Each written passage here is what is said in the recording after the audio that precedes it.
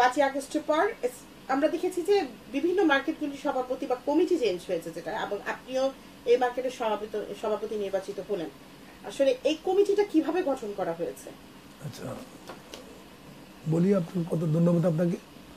এই কমিটিটা গঠন হয়েছে এইভাবে, আমাদের আগে যে কমিটিটা ছিলেন উনি আমাদের মুন্সিগঞ্জের একজন ঐতিহ্যবাহী লোক, শেখ মুজিবুর রহমানের বডিগার্ড ছিলেন মোহাম্মদ মহিউদ্দিন সাহেব, উনি সভাপতি ছিলেন।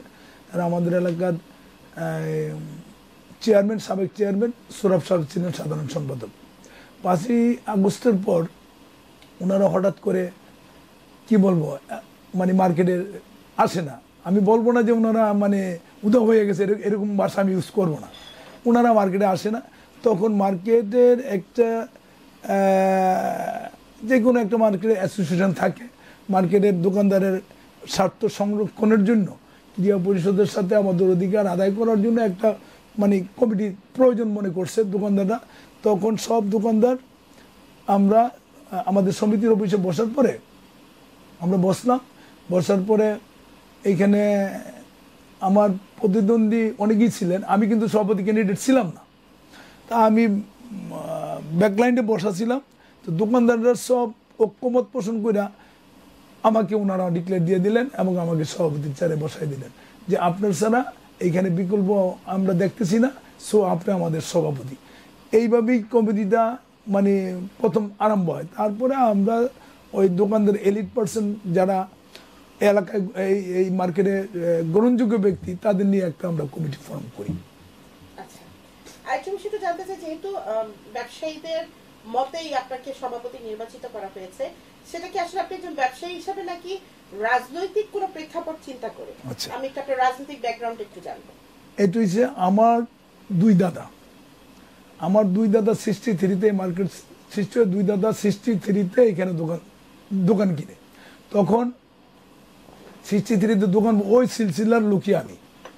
এবং আমার আপন চাচার বাপ চাচারা 7 জন ছিলেন, তারও এখানে ব্যবসায় প্রতিষ্ঠিতভাবে 7 জনের মধ্যে একজন বেঁচে আছেন এখন, আর বাকি 6 জনই আল্লাহ পরলোক গমন করছেন। ওই ইতি সিলসিলাতে আমি এখানে ব্যবসা করি। আমি কিন্তু যখন আমি মার্কেটে ঢুকি তখন আমি কিন্তু একটা পলিটিশিয়ান না, আমি একজন রিয়েল ব্যবসায়ী হিসাবে এইখানে মার্কেটে থাকি বা মার্কেটে ইন করি। আমি এখানে রাজনীতির ঊর্ধ্বে থেকে দোকানদারের স্বার্থ সংরক্ষণের জন্য কাজ করি।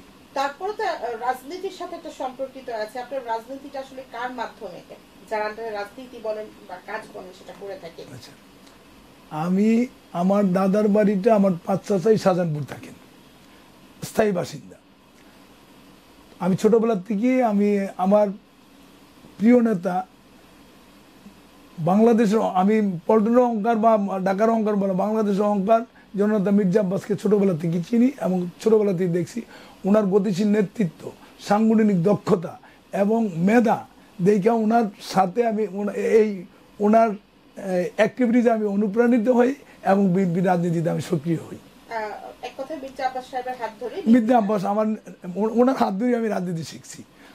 আচ্ছা, তো একটা বিষয় তো জানতে চাচ্ছি, আপনি তো 2020 সালে কাউন্সিলর ইলেকশন করেছিলেন এখানে, তখন আসলে কি ঘটনা ঘটেছিল আপনার সাথে? আচ্ছা, 2020 সনে দল আমাকে মনোনীত করে 13 নম্বর ওয়ার্ড, এটা হচ্ছে আমাদের ওয়ার্ড পেয়েছে 13 নম্বর, দ্যাট মিনস রাজারবাগ থেকে গুলিস্তান পর্যন্ত এটা হচ্ছে 13 নম্বর ওয়ার্ড।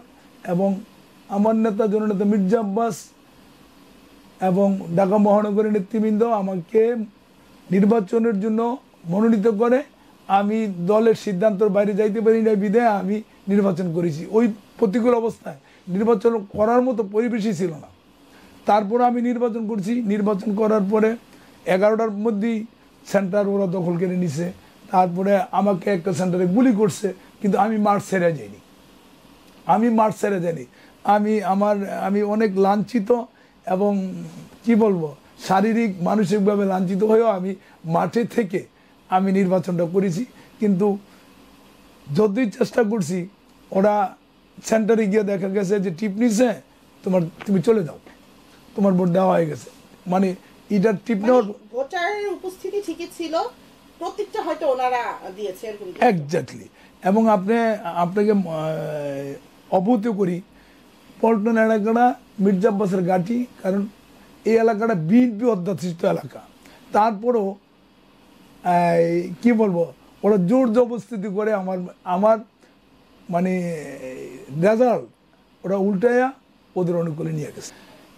সামনে আপনি একটা কথা বলছেন যে সামনে আমার কোনো ইচ্ছা আছে কিনা নির্বাচন করে।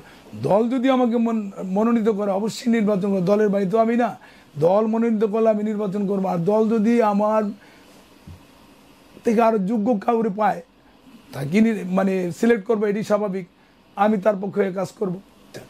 ব্যবসায়ীদের উদ্দেশ্য বলবো, আমাদের সাথে আমরা জাতীয় ক্রীড়া পরিষদের আন্ডারে বলবো যে আমাদের 5টা মার্কেট, আমাদের সাথে জাতীয় ক্রীড়া পরিষদের সুসম্পর্ক আছে এবং আমরা সম্মিলিতভাবেই এই এলাকার মনে করেন মাদক বলেন, মানে ময়লা বলেন, তারপরে চোর ডাকাতের উপদ্রব থেকে মানে দোকানদাররা যেভাবে সেফ থাকে, আমরা যৌথভাবেই এবং একে অন্যের পরিপূরক এই কাজ করতেছি। আশা করি কোনো সমস্যা তো থাকবে, এটা সলিউশন করার জন্যই আমরা একে অন্যের পরিপূরক কাজ করি। তবে আপনাদেরকে ধন্যবাদ। এবং আমি আমার এই 5টা মার্কেটের দোকানদার বা মানে যারা দীর্ঘদিন যাবৎ এই এলাকাকে চাষাবাদ কইরা এই মার্কেটগুলোকে একটা ব্যবসা উপযোগী মার্কেট হিসাবে মানে তাদের আপনার চেষ্টা, অর্থ বিনিয়োগ, মেধা দিয়া এই মার্কেটকে একটা সুন্দর ও সুস্থভাবে যেভাবে মার্কেট পরিচালনা করতে পারে সেই উপযোগী করছে এই দোকানদার ভাইদেরকে আমি আমার ব্যক্তিগত পক্ষ থেকে বিঙ্গের সভাপতি হয়ে তাদেরকে ধন্যবাদ জানাচ্ছি।